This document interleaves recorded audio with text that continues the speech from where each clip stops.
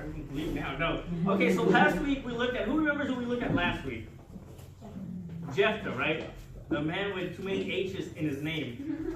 Jephthah was a character that, man, we thought, is he good, is he bad? The Bible says he had a lot of faith. We see his mistakes, just like many of us today. Well, when Jephthah died, the book of Israel goes through, here's a little quick background. Those of you guys who have been here, you know what I'm talking about. The book of Judges goes through the life of the Israelites after they enter the promised land. And they're taking possession of this promised land that God delivered them. No longer slaves, down into the promise that God has for them, the blessing. And in this promised land, they find themselves worshiping the gods and the idols of the people of the land instead of driving them out. And so what happens is this, what's this cycle called? The sin cycle. It happens this way. They worship God, they're in fellowship with God, they get distracted, they start worshiping something else, and then that other thing enslaves them, and then they become bound by their enemies, and then they cry out to God, and then God sends up a judge, which is where we get the name Judges from. He sends up a deliverer, a rescuer, a superhero, and he rescues them, and then they worship God again, and then they jump back into the whirlpool all over again of this cycle over and over again. The text this morning in chapter 13 is going to start off with saying the Israelites again. And it's just again over and over again. And some of you guys live this lifestyle in our spiritual lives where again I made the same mistakes. Again I messed up in the same way. I tripped over the same rock again. I stubbed my toe on the same corner again. This is my life. This is my definition. And maybe nobody knows about certain things that I fall into again, but I know, and I know that God might be getting tired of me, right? But we're going to learn this morning that even in this cycle that we can't get out of, God intervenes when we can't.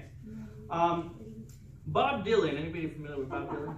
All right, let me tuck them there. Some of you guys are too young for that. Bob Dylan wrote a song. Bob Dylan wrote a song, I believe it's called Broken. Everything is broken. And some of the lyrics of that song go like this. Broken bottles, broken plates. Broken switches, broken gates. If you know it, sing along with me. Broken dishes, broken parts. Streets are filled with broken hearts. Broken words, never meant to be spoken. Everything is broken. You know, that's so true. Like, everything is broken, and we know we live in a broken world. And some of us even know that we ourselves are broken. And we're like a bull in a china shop, just breaking more and being broken even more. And we get used to this brokenness as a lifestyle. A while back, maybe even more than a year ago, one of the windshields in one of our cars had a little crack. We didn't think anything of it. My wife said, hey, we should get that fixed. I said, nah, we'll get it fixed later. And that little tiny dot on our windshield is now a crack that spreads from one side to the other of the car. It's kind of like a little broken hug. It's a hug of brokenness. Just reminding us every time we get in the car, your windshield is broken. And not only that, but my wife will remind me our windshield is broken. The time went on when she was like, we gotta get it fixed, we gotta get it fixed. This little broken line started getting arms all over the place. Now it's like spreading into different areas of the windshield. Well, you know what happened is we never got it fixed. And eventually we stopped talking about it because we just got used to it. You know, at first she used to be like, when I drive, the sun hits it at a certain angle and the glare, and I'm just like, you know, put some sunglasses on. Instead of fixing the problem, we became used to it. Well, down the road, our other car got the windshield cracked. And now it's spreading. And so we have two cars with cracked windshields, and then we haven't even discussed it or talked about this in months. They're broken. They need to get fixed. It's just the normal. I get in the car. It's broken. I don't even notice it. I don't even see it anymore. Somebody else gets in the car that hasn't been in the car. Hey, your windshield's broken. Oh yeah, I forgot about that. How do you forget it? You look at it every day. I'm just looking right through it. I'm not even looking at the brokenness. And many of us, that's our life. We're just looking right through the brokenness. The problem with that is we're still broken. The problem with that is things are still broken. Maybe you're in a relationship, in a marriage, in a family relationship where things are broken, and you guys got used to having this broken relationship, and so you guys just look through the brokenness, and yet the brokenness is still there. Maybe your own spiritual life and your walk with God, things are broken, and you just got used to this as a lifestyle. This is the norm, and we just look through the brokenness, and yet the brokenness is there. There's still a problem, and there is still an issue. And so we get used to the brokenness like if it's the normal thing. leads us to our dilemma for this morning. And it's this. In a broken world full of cares, we tend not to care about the God who cares for us. You know, so many things are broken, and we're so preoccupied with so many of the effects of these broken things that we don't focus on God. There He is, caring for us and calling out to us and pouring out His love for us and trying to get our attention all week and all day, and we give Him what we have left over. I would not even dare to say we give Him our Sunday, because a lot of us make plans for Sunday, and the main plan is in church. It's what we're going to do after church. Where we're going to go eat. We give Him the leftover. We give Him whatever is left. And there's God all week, just all our lives just after us.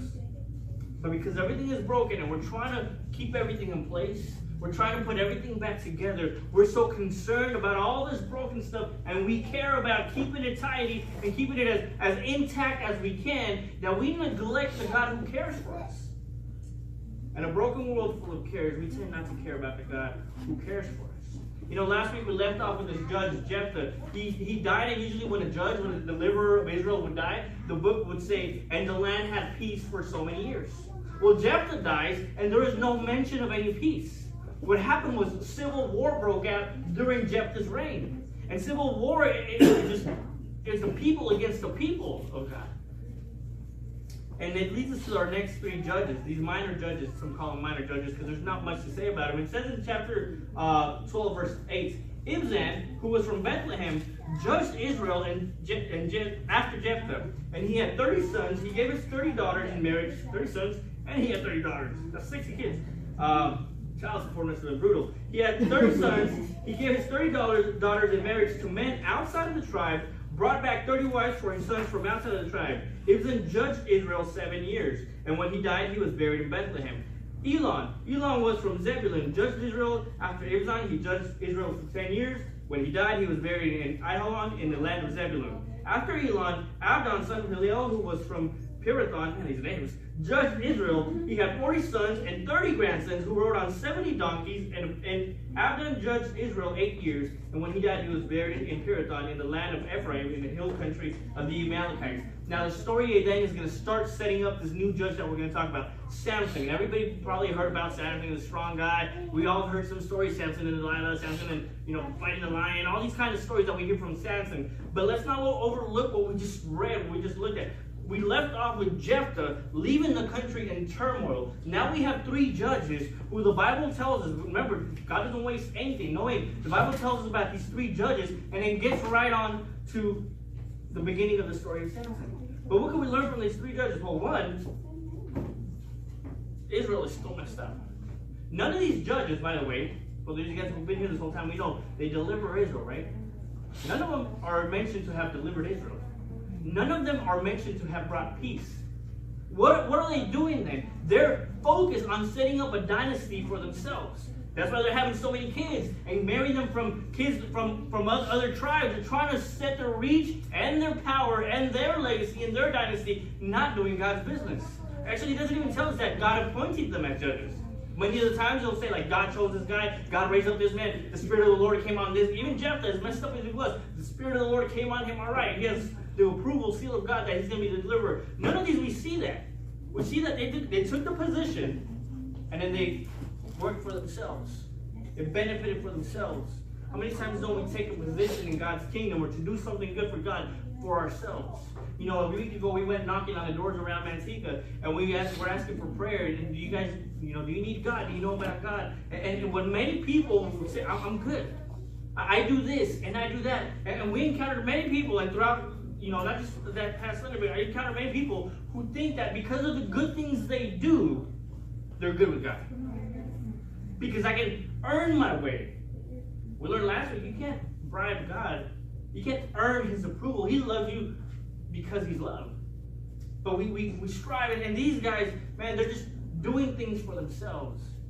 Many times, the Bible says in the book of Proverbs chapter 14, verse 12, there is a way that seems right to a man, but in the end it leads to death. There is a way that you can come to church and lift your hands and read your Bible that is just for yourself. So why are we here? For God? Or so I can feel better about my conscience? so I can feel better about my Saturday night. So the story goes on into this setup that we have for Samson. For the next 3 or 4 weeks, we're going to look at the story of Samson, but not Samsung. My wife corrected. Stop saying Samsung. It's not a phone. All right, Samsung. Excuse my accent. Samson. All right. But I want us to look at a few things from the story that we can pick up for ourselves. It says in chapter 13, verse 1, the Israelites again did what was evil in the Lord's sight. So the Lord handed them over to the Philistines 40 years. There was a certain man. Well, let's just stop there. Here's the first thing I want us to notice in the story. God's eyes matter more than our eyes. God's eyes matter more than your eyes. What does that mean? It means that your eyes aren't good because you're nearsighted or farsighted. No, not about any of that. Here, look what it says. The Israelites again did what was evil and they knew it, right? That's what it says. They did what was evil and they realized it. No, it says they did what was evil in whose sight? In the Lord's sight. They did what was evil in God's sight. God's eyes matter more than our eyes. You see, there's a big lesson on sin here. The problem with Israel at this point, remember when we started the series of Judges? I told you, as the story starts to develop, their sin will also start to develop. And they're going to spiral further and further away from God, more and more in their sin. They're going to be more and more clouded about spiritual things. They're at a point right now, when if you read the rest of the story, they don't even realize that they're living in sin. And in the rest of the story, you will not see that Israel repented and called out to God to save them, like they did in every other story. You will not see that they were sorry. And the reason is, they don't even think they're wrong. They don't think there's any problem with their lifestyle. But the Bible says very clearly, they did what was evil in the Lord's sight. So much so that He let their enemies come over them. They did what was evil in the Lord's sight. You know, many times in regards to sin in our life, we excuse it because if it's okay with our conscience. Do I think it's bad? Does society think it's bad? When reality, what we need to see is, what does God have to say about this? I was talking to Melly this morning about the message, and so you know, the music has a lot to do with what the message is going to be on. And so a lot of times she'll ask me, what's the message on? What are some of the points? What's something that you got out of it? So this morning I was sharing her some of this stuff, like, man, they did what was evil in God's sight, and they didn't even realize it was evil in God's sight. They didn't even realize they were living wrong. And then I had to stop myself. Here, it's me telling her this morning. I had to stop myself and just pray, like, God, is there something in my life that shouldn't be there, that you're not okay with, that I'm not even aware of? Man, I know some of the things that you don't like about my life, and help me to work in those areas, but when you show me, it terrifies me to know that there might be something that I might be thinking it's okay.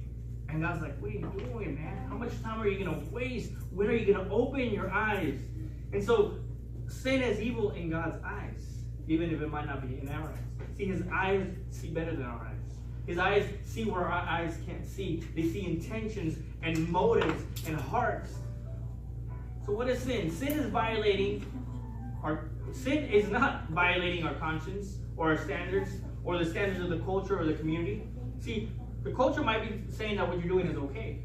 The community of your friends might be saying that what you think is okay. Your conscience might be saying that what you're doing and the way that you're living life, the grudges that you might be holding or the emotions and feelings you have towards people, it might be like, it's okay, this is natural, this is who we are. But just because our conscience approves, just because society approves, just because the community around you approves, just because the media approves, does not mean that God approves. Because the people, they didn't think they were doing wrong. They were all living like, man, life is good. And there's God like, no, it's not so good. And I'm going to show you guys that it's not so good. And so the Philistines come upon them. So sin is not violating what we think is right in our eyes. But sin is violating our relationship with God. Have you ever thought about sin in that way? We always say, hey, what is sin? What is the definition of sin? To turn away, right? You know, repentance is to turn away from God. What is sin? Sin is falling short of the mark. But think of sin this way. Sin is anything that violates your relationship and God's. There's things that might not seem like they're bad, but if they're hindering your relationship with God, man, that's sin. In the book of James would go on to say, you know what? Sin isn't just the things that you're doing. Sin is not doing the good things that you should be doing. And so there's sin that you do, and there's sin because of the things that you're not doing. I mean, that changes everything. Sin isn't just a rule, a list of things that I can't do. Sin now becomes more personal. Sin now becomes more relational. Sin now becomes more about motives. Sin now becomes more about the internal than the external. That's why Jesus said, you know what makes a man unclean is what comes out of his heart. Not what goes in. You know, his disciples were over there eating. They didn't wash their hands. Like some of you guys. The Pharisees were like, hey, that's a sin. Jesus was like, that's not a sin. There's nothing wrong with not washing your hands. What's a sin is your heart about the situation. And so the Israelites, they didn't realize they were doing wrong. But sin is violating our relationship with God and His will for us, regardless of how you feel about it. But I don't think it's sin. I don't care. But I don't think this is wrong. You know how many times I've heard that? You know how many times I've said that? But I don't see this as anything. It doesn't matter. How does God see it? How is this affecting your relationship? You know, one of the things that you guys might have noticed, I don't go to the gym so much anymore. I know. Big shock, because I still look like a great bodybuilder I once was. No, actually, I've been gaining weight. Believe it or not, some of you guys might have noticed. Some of you guys are pretty mean about it. But I've been putting on some pounds here and there. But you know what I realized? For me to put the time and effort into the gym that I used to would be a sin. Not because the gym is bad. And there was a point in my life when I could put all that time and all that effort into the gym. I was single, bilingual, and ready to mingle. It didn't matter, actually. I was free, right? Now I have responsibilities. I'm a husband. I'm a pastor. I'm a friend and a brother. And you know what? I have a calling that I have to respond to. And so sometimes God's like, man, you should give more attention to this than to this. The exercise for the body is good, Paul said. But the exercise for the soul, that's even better. Because that lasts forever. And so I realized, you know what? I could just go to the gym every day the way I would want to. But I would be neglecting my wife. I would be neglecting the people of God whom I'm called to shepherd over. I would be neglecting my rest. I work long hours too. I work during the week. I leave my house at 3 in the morning, get up at 2:30, leave at 3. I'm usually home by around 6:30, maybe 7. I work long hours. I need rest too. See, sin isn't just about like, oh, where's the rules, the do's and the don'ts. Sin becomes about our relationship with God. So what is in your life that maybe is okay with you, but that God says, that's not good in my eyes, son. That's not good in my eyes, daughter. That's not the way things should be. And so here's the thing about sin, though. Sin is deceiving. They didn't think that anything was wrong. They thought that everything was okay. And sin had deceived them. It says the Israelites again did what was evil in the Lord's sight, and so God hands them over to Israel for 40 years, hoping that maybe now they will realize. The sad thing is, through the story, you're not going to see Israel ever cry out to God to help us. We messed up. They don't even realize they messed up. They just get used to living in this brokenness. They get used to living in this bondage under the Philistines. And it goes on to say that there was a certain man from Zorah, from the family of Dan, whose name was Manoah. Keep Manoah in mind. It sounds like a Disney movie, right? That's Moana.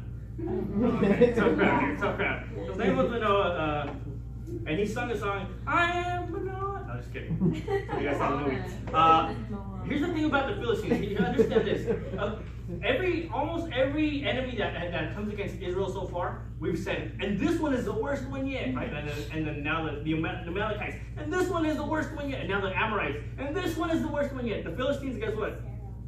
This one is the worst yet. The Philistines were stronger than the people of Israel in every way possible. They were superior in every way possible. There were more numbers of them. They were of greater advancement in military, in a military way of speaking. They did war unlike anyone else did. They took over places unlike anyone else did. Their architecture was unlike anything else. While the Israelites were over here living with sheep and taking them out to feed, the Philistines were building multi-story buildings and monuments. They were superior in every way. They were stronger in every way. They were more capable in every way. It was a strong enemy to come against Israel. And this man, Samson, who we're going to be digging into this next few weeks, he's from a tribe called Dan, which is in the western parts. And the Philistines, they're not from there. They weren't there when they came into the land. The Philistines are another invader. And they came from the sea. They came from the west. And so the first tribe to be hit is Samson. The first tribe to be oppressed. Keep in mind, they're being oppressed for 40 years before anything even happens. 40 long years have gone on of this oppression before we get into the story. And Dan was right there the tribe of Dan was right there in the midst of all that oppression. It says that there was a certain man named Manoah, and his wife was unable to conceive and had no children. His wife is not mentioned at all in the story. She is the true hero of the story here. Obviously, God is, and we'll see that. But as far as Samson and his dad Manoah and the wife, Manoah was the real hero here. You'll see his wife, Manoah, was unable to conceive. Now I want you to underline, I want you to highlight, I want you to memorize, I want you to do whatever you have to do. Take a picture and post it, a verse. It says, the angel of the Lord appeared to the woman and said to her, it is true that you are unable to conceive and have no children, but you will conceive and give birth to a son. I don't know if you see that statement as astounding as I do, because it sounds like he just contradicted himself. It sounds like God just showed up and doesn't know what he's talking about. Hey, I know you can't have kids. I know your womb is messed up and you can't have kids, but you're going to have a kid. I know the circumstances, they're not for success, but you're going to be successful. I know what it looks like, but this is what it's going to be. And can you imagine being Samson's mom? Well, Samson's not here in the picture yet, but Manoah's wife, knowing that you can't have kids. In those days, for a woman to be barren, for a woman to not be able to have children, was a disgrace, was a dishonor. Many people in that culture in those days would think, well, God is punishing her because she can't have kids. And you see in the Bible many different stories of women who couldn't have kids, and then God shows up and he's like, by the way, you can have kids. Women in their old age, women in sickness with a barren womb that no one could cure, and God shows up and he's like, you're gonna have a kid. I know what the doctors say. I know what your logic says. But here's what I say. And at the end of the day, it's God's word that matters. It leads me to say this, and it's our next point. God allows things in life we are unable to control to show us that he is able and that he is in control. Maybe most of you guys don't have a barren womb here, but you have a barren womb of some sort. Maybe there's some sort of disease or sickness, some sort of problem in your family. Maybe there's some sort of obstacle in life. Maybe there is something that to you is a barren womb that is unchangeable, that no one can help you with, that has been there all along, and it will be your shame, and it will be your demise, it will be your guilt to carry, and no one can get rid of it, and you can't get rid of it. And God is saying, will you just see that you can't control this, that you're not able, and will you see that I can and will? See, God lets us get into these hard situations so that we can see that he's the only one that can get us out. God lets us be pressed and squeezed on every side, Paul said in the New Testament, but not crushed, but not annihilated. And so we were put in these places of, my mom used to have the saying in Spanish, Dios aprieta pero no ahorca, which means God will squeeze but he won't choke. And it's true, many times God will just press us where it's like, man, what's happening, what's going on? And we try to wrestle and fight our way out of it until we realize that the only help, the only hope that we have is God. And so God allows things in life that we aren't able to control to show us that he is able to control. You see, the verse that Ricky read this morning in Romans chapter 4, what was it? Romans 4:12? 4:17? Romans 4:17 says like this.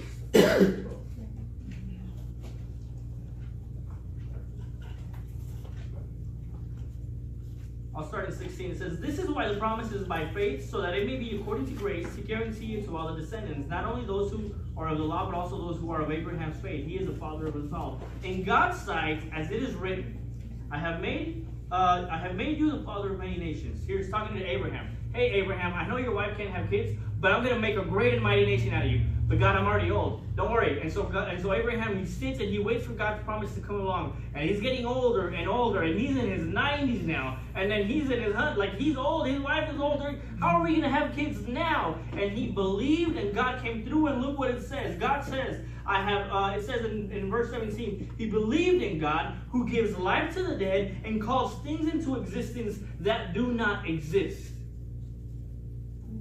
He brings things which are out of things which are not.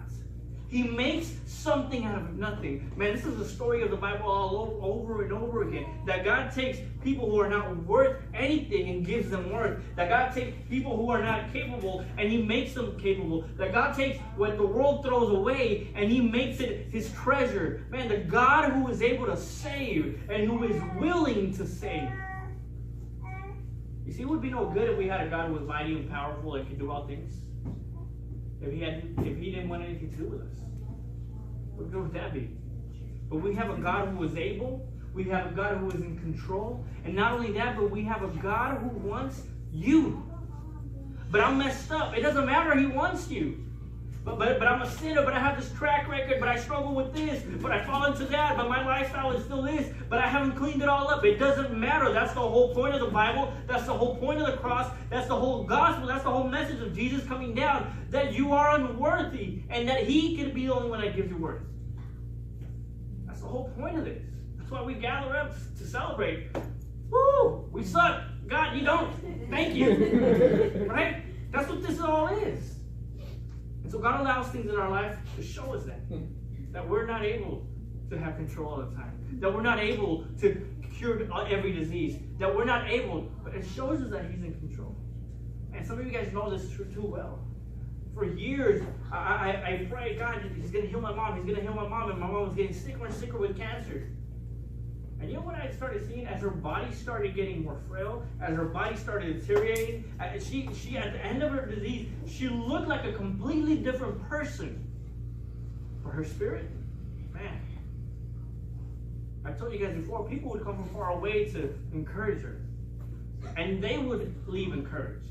People would come from far away to bless her, and they would leave blessed. People would come to give her a word, and they would leave with a word in their hearts. Because as her body was tearing down, her spirit was being built up. God will put us in situations sometimes that have no exit to show us that he is the way, that he is the only exit, that he is the gate and the road, and that he is in control. And he tells her, it's true that you are unable to conceive and have no children, but you will conceive and give birth to a son. And so the angel goes on to tell her this. Just make sure that he doesn't do these things. He's going to be a Nazarene from birth. Now, let me explain a little bit about this Nazarene thing. It's not like Jesus who was from Nazarene. It's not the place Nazarene. It's a special vow that was made. Back in Numbers, I believe Numbers chapter 6, in the book of Numbers chapter 6, you see this whole Nazarene vow. And what Nazarene vow was pretty much this. If there was a point in your life when you wanted to know God's word, wanted to know what God wanted for you more clearly, you would make a Nazarene vow. You wanted a special help at a crucial time from God. You wanted to show him that you were interested in him and your focus was on him, so that he would help you through, that you would see what he wants you to do at that point in life. And so what people would do is that they would make a Nazarite vow. Now this was a vow that was voluntary. This was a vow that wasn't forever. You know, people will make it for a few weeks, a few months, and that was it. And the vow pretty much, you can go ahead and read it in number 6, but it pretty much included these 3 things, basic things. You cannot cut your hair. You cannot touch anything that's dead. And you cannot eat or drink anything that comes from the vine, whether it's alcoholic or non-alcoholic, wine or grape juice. You can't even eat the grapes, nothing. Those 3 things. Really, really simple. And what that would show people is he is intently seeking God. He is focusing on God. He needs God's help in a crucial time. And so this is a Nazarite vow. Well, the angel shows up and he tells Manoah's wife this. The son that you're going to have, by the way, that you can't have on your own, but God is going to give you, this son, he's going to be a Nazarite from birth. From before birth. He actually tells her here, not herself, he tells her in verse 6, now please be careful not to drink wine or beer or to eat anything unclean, for indeed you will conceive birth and give birth to a son. You must never cut his hair, because the boy will be a Nazarite to God from birth, and he will begin to save Israel from the power of the Philistines. Now, he tells her this. He doesn't tell her this. When the child is born, start the vow. What he tells her is this. Because the child is going to have this vow on him, you're pregnant now. You can't take these things in. There's a little side note I want to share with you guys. Life starts in the womb. And I know it's a little controversial in our day and age. God gives life from the womb. And you can see it in the story here, because God didn't wait for Manoah's wife to have her kid and say, okay, now you can start the vow. He takes it as if Samson, keep in mind, she just became, she might not even be pregnant yet, right? She has to go home to Manoah and do whatever they do. But now she has the promise that she will get pregnant. And God is already telling her, you have to take care of yourself because of the special vow on the special boy that will be in your womb. Life is precious and it's sacred to God. And it starts at the moment of conception. And so that's just a little side note on But so Samson is going to be this Nazarite. Keep that in mind, because the next following weeks you're going to see Samson break every single one of those rules. He's gonna touch dead animals. He's gonna be eating and drinking from the vine, getting drunk all the time. He's gonna be doing everything he wasn't supposed to do. Eventually, getting his haircut, and you guys know what happens. It's the worst haircut in history because it led to his demise. But we'll see that in a few weeks to come. And so it leads me to say this. Let me set up the story actually a little bit better. Manoah goes home and she tells her husband, hey, the angel of the Lord appears to me. He says we're going to have a kid. I know I can't, but he said we're going to have a kid. And he's going to raise up and begin to deliver Israel. Also, keep that in mind. It didn't say that Samson was going to raise up and deliver Israel from the Philistines. Because we see in the story, and you'll see that he didn't. He will begin to deliver Israel from the Philistines. And so her husband's like, oh, okay, true, I believe you, cool, but let me pray to God and see if this guy comes back. So Manoah prays to God and he says, hey God, could you send this man back here? It says in verse 6, the woman went and told her husband, a man of God came to me. He looked like the awe-inspiring angel of God. Ooh, that's amazing. I asked him where he came from and he didn't tell me his name. He said to me, you will give birth to a son. Over there in verse 8, we see Manoah praying. Manoah prayed to the Lord and said, please, Lord, let the man of God you send come again and teach us what we should do for the boy who will be born. Let him give us some rules and regulations on how we're going to do this, right? God listened to Manoah, and the angel of the Lord came again to the woman. He came to the girl again, not to him. And so she runs and she gets her husband. Hey, he's back. The angel of the Lord is back. Manoah comes running and he starts to have this interaction with the angel of the Lord. And he says in verse 11, so Manoah got up and followed his wife. When he came to the man, he asked, are you the man who spoke to my wife? I am, he said. If you want to do a deeper study on all this, underline I am. And look at every other time when someone asks who he is, and he says, I am. You know, Jesus, before he was going to be crucified, the soldiers came to arrest him, and they were like, are you Jesus the Nazarene? And he turns around and he says, I am. And the Bible says that they all fell to their feet. So they all fell at the sound of his voice saying, I am. I am. When Moses was before the burning bush, and he says, who am I going to tell them that sent me? God says, tell them I am sent you. I am that I am. And so, just a little side note here on the angel of the Lord. He says, I am. He said, then Manoah asked, when your words come true, what will be the boy's responsibilities and mission be? Again, he's asking, so what are the do's? What are the don'ts? What are the guidelines here? The angel of the Lord answered Manoah, your wife needs to do everything I already told her. And he just repeats everything he already told his wife. Gives him no new information. It says, and he tells him, please stay here, Manoah told him, and we will prepare a young goat for you. Let's have dinner together. Verse 16 says, the angel of the Lord said to him, if I stay, I won't eat your food. But he still doesn't realize who he's talking to here. His wife does. Manoah still doesn't get who he's talking to. He says, the angel of the Lord says to him, if I stay, I won't eat your food. But if you want to prepare a burnt offering, offer it to the Lord. For Manoah did not know he was the angel of the Lord. And then you will see this different angels, the angel of the Lord, the messenger of the Lord. He is unlike any other. When Abraham was around and it says that 3 men visited him, it says the angel of the Lord was with him, with those 2 men, right? And so the angel of the Lord leaves and all the 2 angels stay. So you'll see a difference between angels, messengers, and the angel of the Lord. It's talking about, we call it, for all you theologians, the pre-incarnate Christ. It's Jesus showing up at times, specific times in specific places before he's even born. It's the Son, God the Father's Son, right? God the Father, God the Son, God the Holy Spirit. And you see God the Son, we see the Christ, the Messiah, coming at specific times throughout the Bible in the Old Testament, just intervening. And this is one of those, actually with Gideon, if you guys remember, the angel of the Lord showed up too. And he was like, hey, mighty warrior. And Gideon realized who he was. Right away, he was like, let me worship this guy. Manoah hasn't got it yet. It says in verse 17, the Manoah said to him, what is your name, so that we may honor you when your words come true? Why do you ask my name? The angel of the Lord asked him. Since it is wonderful, or it's too wonderful, it's beyond comprehension. Manoah took a young goat and a grain offering and offered them on a rock, to the Lord. And he did a wonderful thing while Manoah and his wife were watching. When the flame went up from the altar to the sky, the angel of the Lord went up in its flame. When Manoah and his wife saw this, they fell face down on the ground. The angel of the Lord did not appear to Manoah and his wife. Then Manoah realized that it was the angel of the Lord. See what happened here? He still hasn't got it. He still hasn't realized who he's talking to. And so he starts questioning him. Here's our other point for this morning. We think the information that we need to see is through a problem. We think that the information that we need to see is through a circumstance, through a season in life. We think that that information is an explanation. But what God provides is a revelation. See, so we demand, God, tell us. I'll give you an example. You can probably apply this to your life. When you get in a bind, when you get in a squeeze, in a tight situation, God, why me? Why is this happening? God, why? Right? And we want an explanation. We think and we believe that explanation is going to help us get through the problem. A lot of light bulbs are going off right now. A lot of things are clicking. Some of you guys are realizing, yeah, I do that. Yeah, it would get me through. Why wouldn't I want this information? Why wouldn't I want this explanation? And so we demand an explanation from God. But what He provides is even better. He provides a revelation. And so you'll see stories in the Bible where God never lets people know why He's doing what He's doing. There's a whole book on it, the book of Job. Job's life was turned upside down. Tragedy strikes, all sorts of things. At the end of the book, finally, God is talking to Job, and there's a long conversation that they have. At no point in that conversation does God tell Job why things happen. What He does tell Job is who He is. Here's who I am. I'm God, and here's who I am. In case you forgot. At the end of the story, Job is like, you're right. I'm sorry. That's all I need. Is that enough for us, though?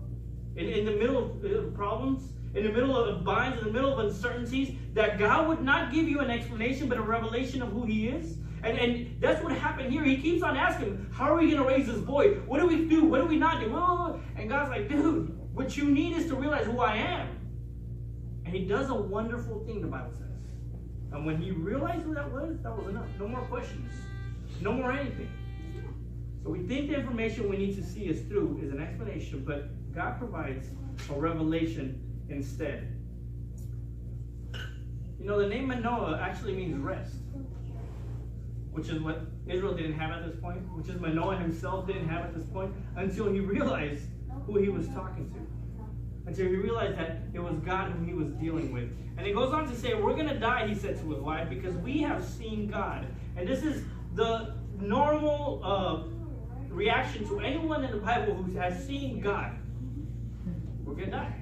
You know, you have that famous passage in Isaiah where Isaiah is before the throne room of God, and he's like, I'm going to die. What am I doing here? And God has to intervene and say, don't worry, you're not going to die. Gideon had the same thing. I'm going to die. I just saw God. Back in Exodus, it says nobody can see God and live. Nobody can see God and survive. Right? And so he's like, we're going to die. His wife has something else in mind. She says, but his wife said to him, if the Lord had intended to kill us, we'd be dead right now, dude. He wouldn't have accepted our sacrifice. If He wanted to kill us, we'd be dead. But there's something else going on here. There's something else brewing. There's something else happening. And as the weeks come, you'll see what that something else was. You'll see why the Lord spared their life and they were able to see the angel of the Lord and still live. And it says in verse 24, so the woman gave birth to a son and named him Samson, which actually means little son. The boy grew and the Lord blessed him.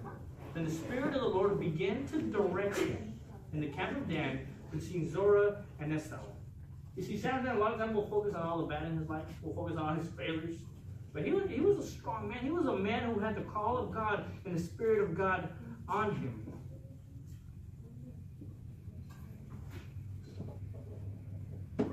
The main point of all this is this. I was talking to Gavin, I think, this morning, and I was like, I don't know how all this ties in together.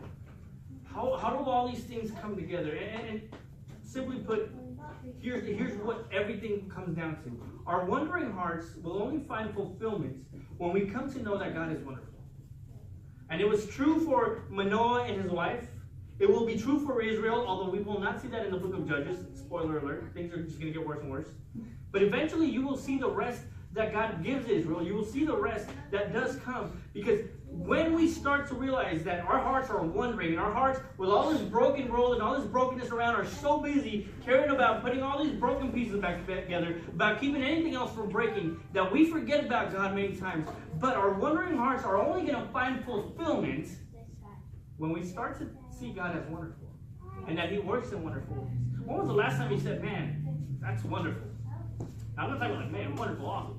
When was the last time you really said, that's wonderful? Like, you and about something that's awe-inspiring. When Manoah's wife said to Manoah about the angel of the Lord, he was awe-inspiring. He was unlike anything else. I remember we went to a Nays game yesterday to the Coliseum. Now, you went to the Coliseum, it's it's not the biggest stadium ever, but I remember the first time I ever went to a stadium. Don't worry, I don't like the A's. I'm a Dodger fan. Yeah, all right. So I remember the first time I ever went to a stadium. It was Candlestick Park, or at least that I can remember. It was Candlestick Park. It's no longer there. If you guys never went, you missed it. It's not happening. There's apartments there now. But Candlestick Park was a huge stadium. And I remember the first time I went there, I went to a soccer game, actually, of course. And I remember walking, I remember seeing this huge building and walking up and just being like in amazement about everything. And walking through the hallways behind the stands. And I remember, you know, if you've ever been to a stadium, there's these hallways that are running behind the stands. And then you get to an opening. There's a bunch of openings throughout, right? So you can go out into the actual stands. And I remember we came into this opening, and then I could see the whole stadium and the thousands of people, and the noise was just coming, and it was at night. The lights were just shining, and I remember just stopping and thinking, wow. Nobody else that was feeling that way. I was trying to act cool. I was trying to act like, yeah, it's a stadium, it's a game, whatever. But I remember to this day, man, I was amazed. And every time I go to a stadium now, I'm just like, this is huge. This is crazy, right? When was the last time you stopped and thought like that of God? Like, man, God is amazing. God is awesome. When was the last time you stopped to look at God the way you should look at God, the way that He wants you to look at Him? See, stop looking for explanations to get you through life and just see the revelation that He has already given you. And it's this. Samson was a man who came to, a son that came to a woman who was barren, but God was able to give life in that situation. Does that remind you of anything else? A lot of other births in the Old Testament? But there was another one. Mary. See, Samson's mom couldn't give birth. She was sick. And that was a dishonorable thing. That was a shameful thing. But what God did was bring honor. And what God did was take away the shame so that the child could be born. And Samson was born in honor, in glory, with God's blessing. But the parallel here is that Samson isn't about Samson at all. The story in Judges isn't about Judges at all. It's about Jesus, and it's pointing towards Jesus. You see, it says here that Samson was only to begin delivering Israel. He actually wouldn't even do it. It would point towards David. King David would eventually subdue the Philistines. And he would defeat the Philistines. But even King David couldn't deliver Israel, because King David was still a victim to his own heart and to the hearts of all the people who were still sinful. And David only pointed towards Jesus, who was the one who would bring salvation to Israel. That's why the name of Jesus says, the Lord saves. That's what the name of Jesus means.